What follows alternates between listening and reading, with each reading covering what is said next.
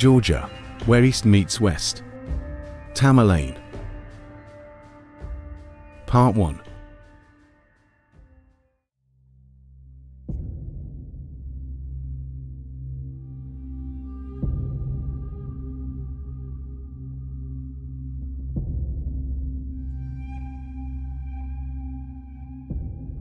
Certainly, the year 1336 witnessed many significant events on the earth. But back then, no one could have foreseen that this particular year would be etched into human history as the birth year of a single individual.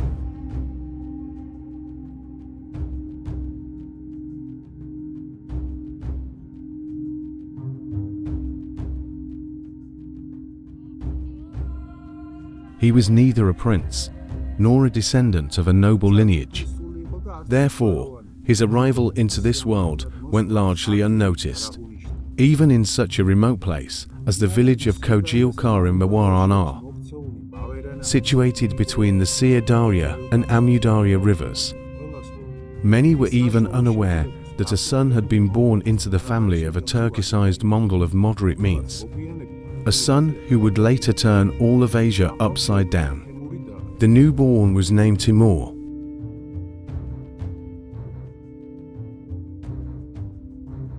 Timur's birth coincided with the period when the great Mongol Empire, created by Genghis Khan, began to crumble. This empire stretched across almost the entire Asian continent, initially divided into three parts: the Central Asian Shagotayulus, the Jokulus, which emerged on the Russian steppes, and the Ilkhanid Iran, which flourished on Iranian territory. It was gradually weakening and disintegrating.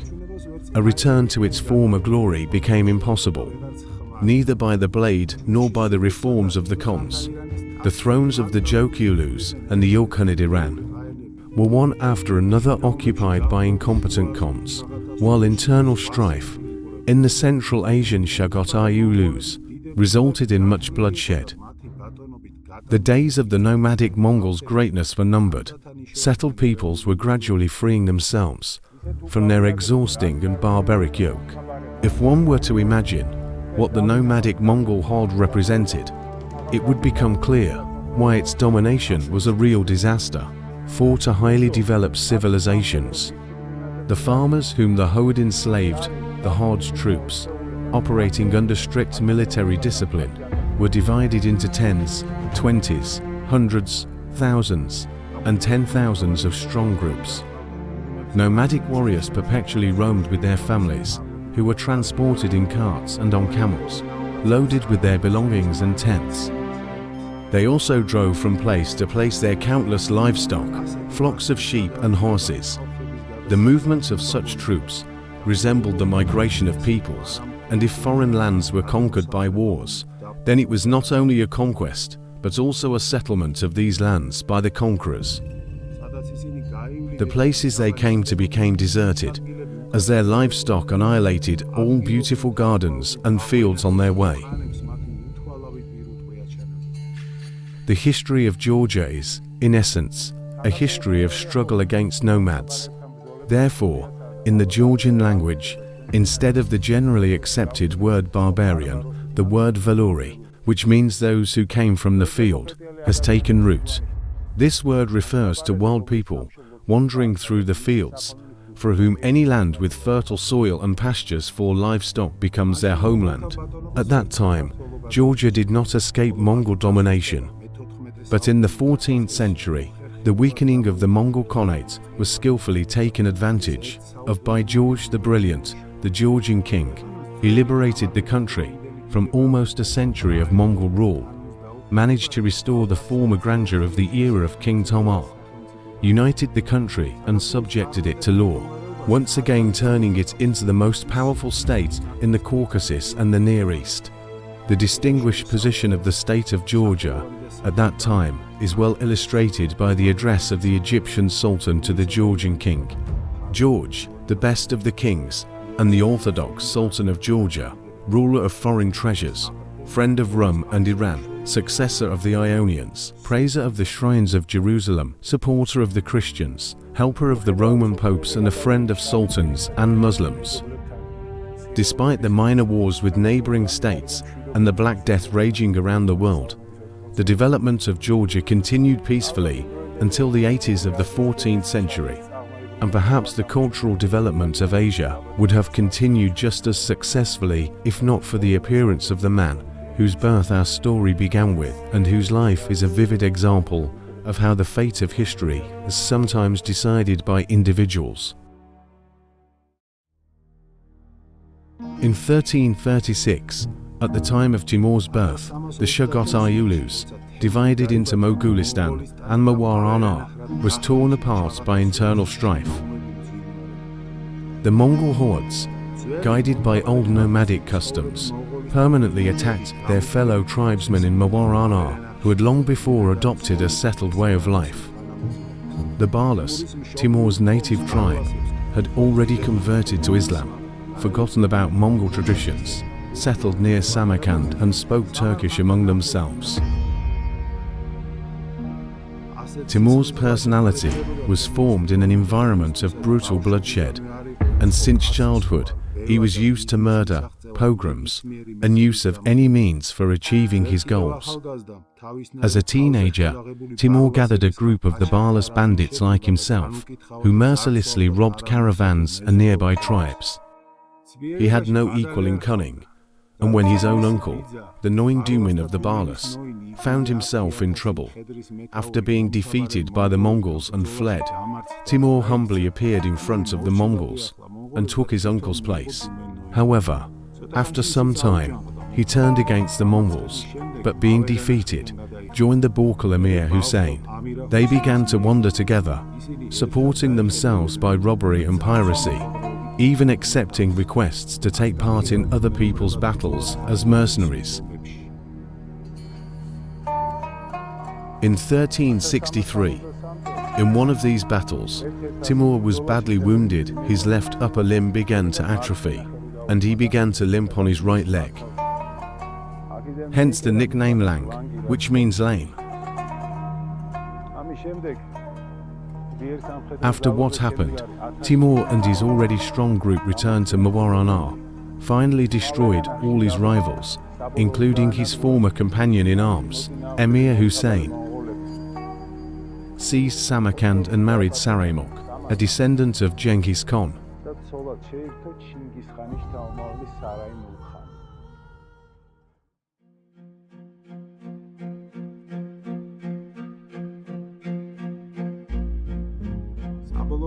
Finally, Timur was declared the ruler of Mawar-Anar. Having risen from the common, the sovereign first established an iron military discipline, then, one by one, conquered Khorasan and Sistan, and thus, in the early 80s of the 14th century, became the sole ruler of all Central Asia. And then a great idea dawned on 50-year-old Tamerlane, which became his main goal: to restore the empire of Genghis Khan in Central Asia.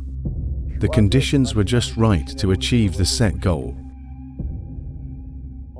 Tamerlane managed to unite under his banner nomadic Mongol tribes that hindered the restoration of a single centralized state, as his goal fully coincided with the insatiable nature of the nomads.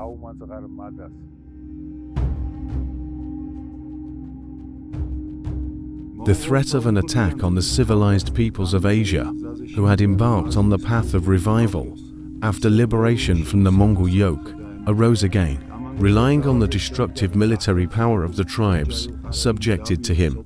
Tamerlane planned to conquer the whole world.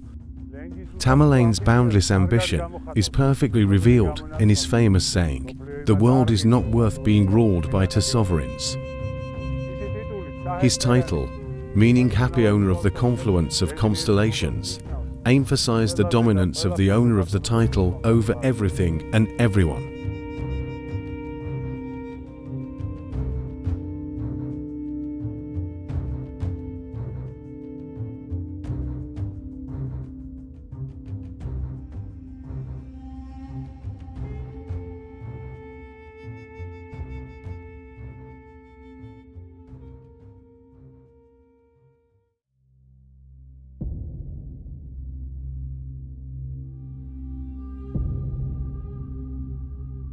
Luis González de Clavijo, an ambassador sent to Tamerlane by the Castilian king, having passed through our country, later wrote the following about the Georgians.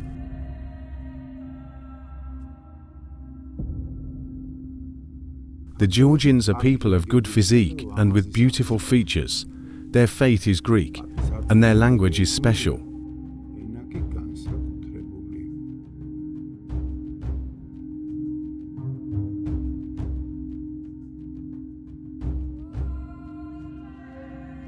In the early 80s of the 14th century, Georgia, a country with ancient Christian traditions, stood firmly on this faith, and its territory was dotted with churches and monasteries.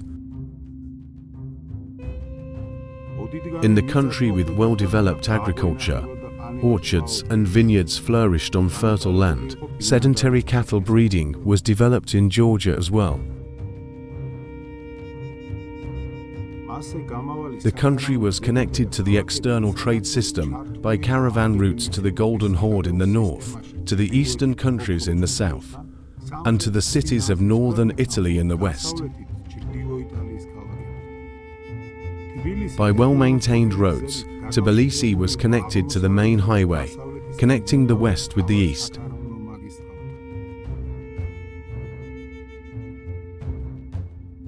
The strategic products of foreign trade were high-quality wine, silk, and nut oil, which, according to the descriptions of foreign chroniclers, was produced in large quantities due to the abundance of nut forests in the country.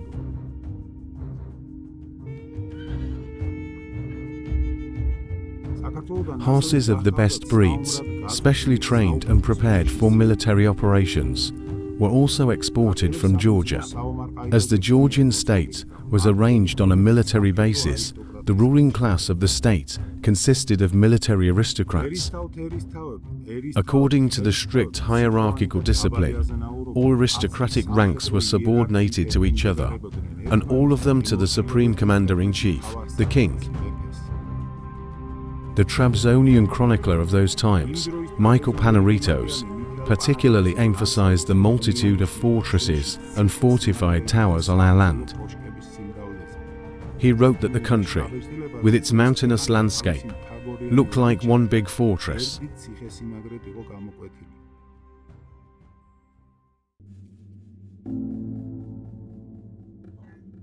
Steel was melted, and the best military weapons were made in Georgia.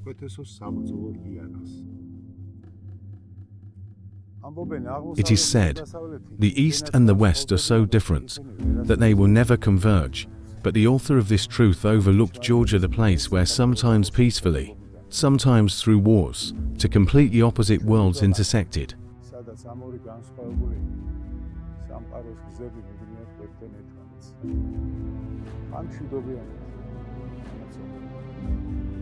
It was precisely for this reason that on the boundary of the 14th and 15th centuries, Georgia is the only Christian country that was drawn into a war with Tamerlane. Based on the aftermath of this war, there was no era in the history of our homeland more difficult than that when the very existence of the Georgian state was at stake. That is why scientists divide Georgian history into two parts before and after Tamerlane's invasion. And yet, what brought Tamerlane to Georgia? Back in the 1370s, when Tamerlane was uniting Central Asia, Toktamish Khan, the exiled ruler of the northern Jujulus, joined Timur's ranks. Tamerlane himself had his eyes set on the Jujulus. Therefore, he welcomed Toktamish with honor and even granted him one of the provinces. Later, Toktamish, with Tamerlane's support and assiduous battles, became the sole ruler of the Golden Horde.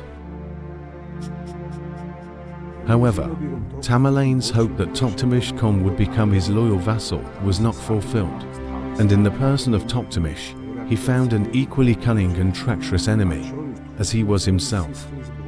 A 15-year war broke out between them for the throne of the third part of the Chinggis Khan Empire, Herein, and it was precisely the resistance of Toktamish that had led Tamerlan to the Caucasus.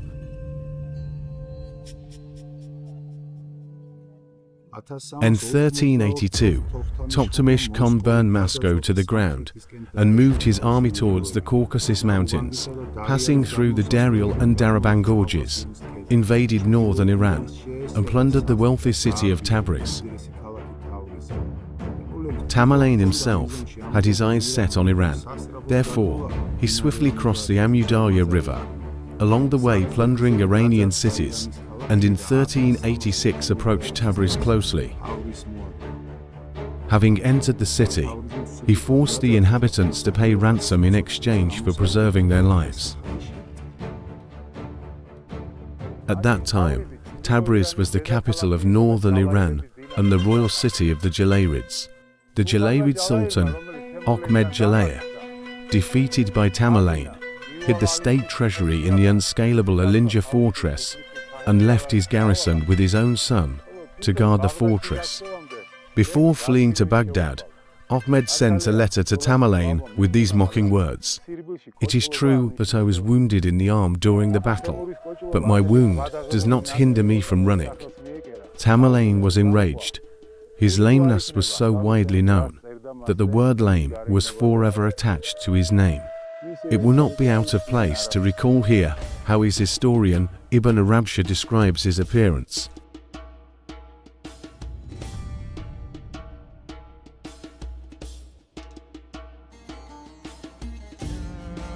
He was tall. His sparkling eyes, long eyebrows, high cheekbones, and large head gave him a formidable appearance. He wore a beard, had long limbs, and large, wrinkled hands. Tamerlan stood out for his booming voice and exceptional physical strength. He was incredibly brave and fearless, despised lies, was ruthless, disliked jokes, and maintained sharp mental faculties until the end of his life. He was a great commander, excellent orator, was an unstoppable predator who never missed an opportunity to seize his neighbor's property or conquer a state. He was Sunni with Sunnis and Shiite with Shiites, using religion for his own purposes. He was illiterate, but loved books dearly and had them read to him even while riding.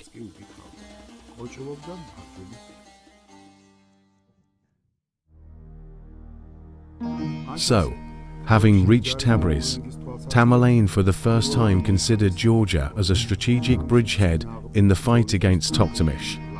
He correctly saw and understood that, if he controlled the Daryal and Daraban passes of the Caucasus Mountains, he would block Toktamish's the way to Iran. Daraban was then in the hands of Shirvan Shah Sheikh Ibrahim, a Muslim ruler of northern Azerbaijan. Finding common ground with whom would have been no problem for Tamerlan. The Daryal Gorge belonged to Christian Georgia, and the Dvals and Ossetians, living on the northern slopes of the Caucasus, were part of the Georgian kingdom.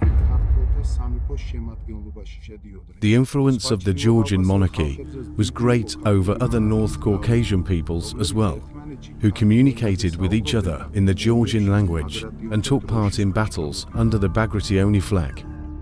The fact that the war against the militarily organized Georgian state would protract was well realized by the cunning conqueror.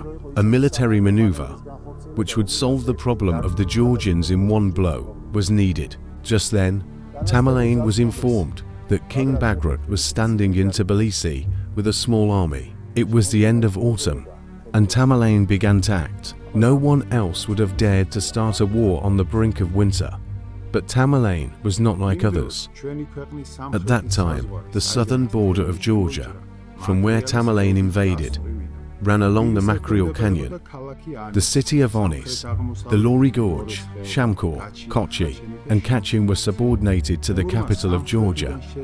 Tamerlan chose the southern direction for the offensive and took 3 fortresses, Garnis, Sumrolo, and Kars, despite the fiercest resistance from Muslim rulers of these fortresses.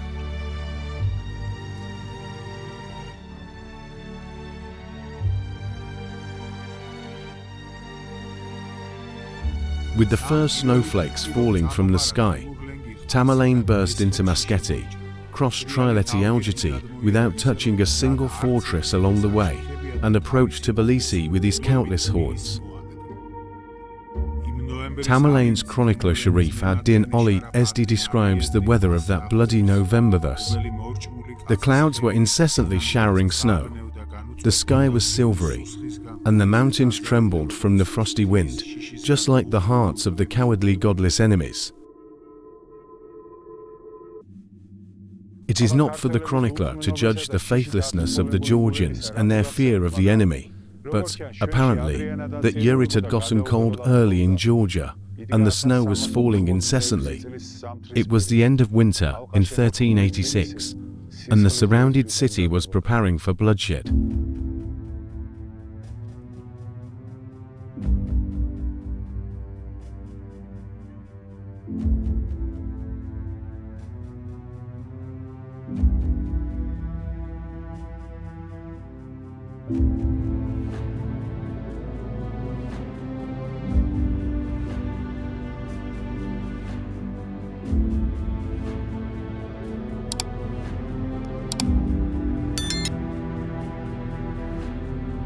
Georgia, where East meets West.